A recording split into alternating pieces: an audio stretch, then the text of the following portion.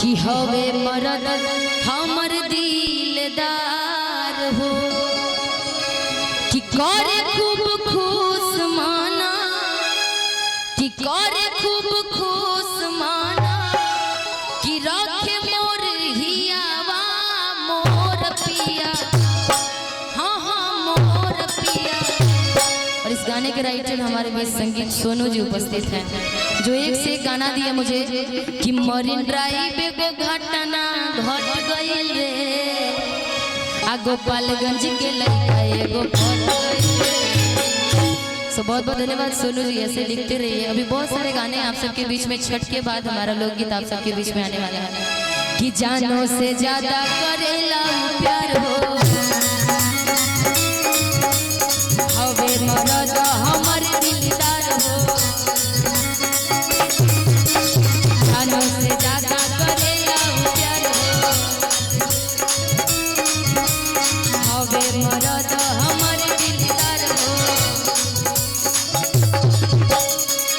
करे खूब खुश माना करे खूब खुश माना रखे मोर हियावा मोर पिया हाँ हाँ मोर पिया चश्मा पहनेला करियावा मोर पियावा चश्मा पहनेला करियावा मोर पियावा चश्मा पहनेला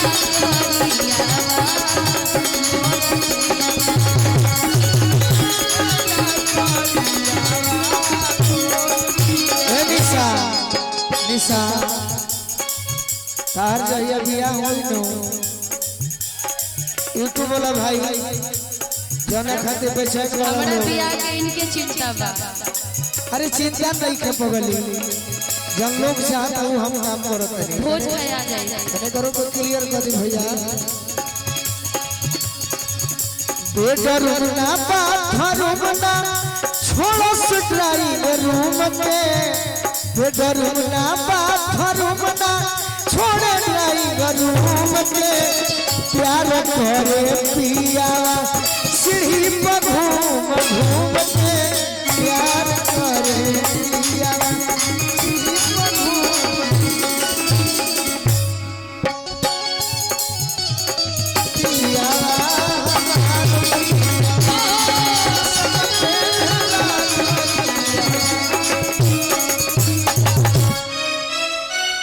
बाल बाटे घुंघरालू चाल बा कमाल के